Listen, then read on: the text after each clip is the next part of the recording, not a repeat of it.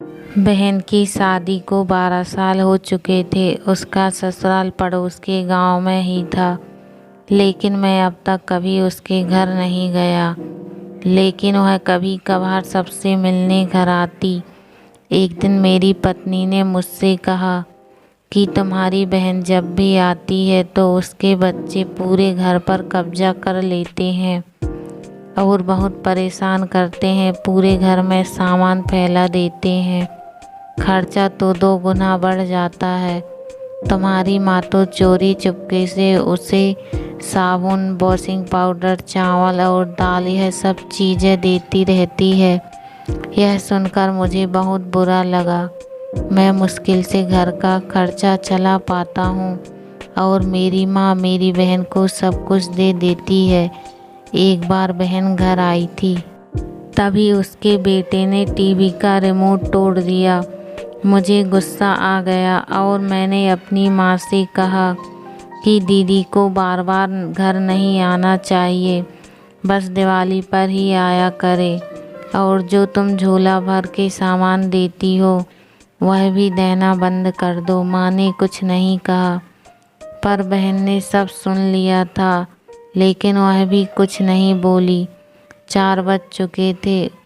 उसने अपने बेटे को तैयार किया और कहा, भाभी मुझे बस स्टॉप तक छोड़ दो। मैंने ऐसे ही झूठ मूठ दीदी को बोला, जा रही हो दीदी, कुछ दिन और रुक जाती। उसने मुस्कुराते हुए कहा, अरे नहीं, बच्चों की छुट्टियां ख़त्म हो रही हैं, हमें जाना चाहिए अब। एक दिन हम दोनों भाइयों के बीच ज़मीन का बंटवारा होने वाला था। तभी दीदी भी आई थी, लेकिन मैंने उनसे सीधे कह दिया कि मैं अपने हिस्से से कुछ नहीं दूंगा। माँ ने कहा कि बेटी का भी अधिकार होता है, लेकिन मैंने उसे चिल्लाकर कहा कि मैं उससे कुछ नहीं दूंगा। दीदी सामने बैठी थी पर कुछ नहीं बोल रही थी।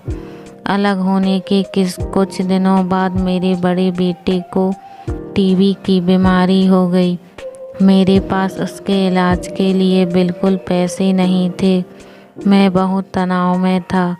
ऐसे ही एक दिन मेरी बहन घर आई और मेरे पास बैठ गई। उसने अपना हाथ मेरे सिर पर फेरा और कहा कि तुम तनाव में हो, क्या मैं तुम्हारी बड़ी बहन हूँ? मैंने तुम्हें बचपन से पाला है, तुम्हें जानती हूँ मैं, और तुम मुझसे भी ज़्यादा बड़े दिखते हो।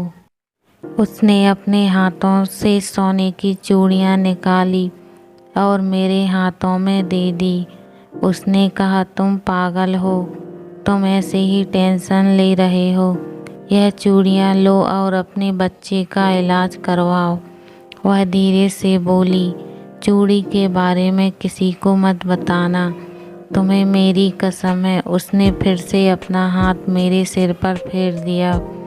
उसने मुझे 1000 रुपये दिए। उसमें 50 और 100 के नोट थे। शायद उसने बचत करके जमा किए होंगे। यह पैसे जेब में रखते हुए बोली कि बच्चों को जो चाहिए ले लो और इस तरह टेंशन लेकर मत बैठो। चलो, मुझे अभी जाना है, बच्चे स्कूल गए हैं, इसीलिए सोचा जल्दी जाकर भाई को मिलकर आऊं, इसीलिए आ गई। तभी मेरा ध्यान दीदी के पैरों पर गया। उसने टूटी हुई चप्पल पहन रखी थी और पुराना दुपट्टा पहना था। वह जब भी घर आती उसके कंधे पर हमेशा वही दुपट्टा रहता। बहुत जल्दबाजी में चली गई और मैं कुछ नहीं बोल पाया।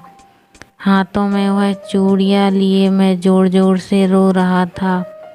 हम भाई कितने स्वार्थी होते हैं ना, पल भर में बहन को पराया कर देते हैं और बहन अपने भाई का जरा सा भी दर्द बर्दाश्त नहीं कर पाती। उसके घर में वह कई समस्याओं का सामना करती है।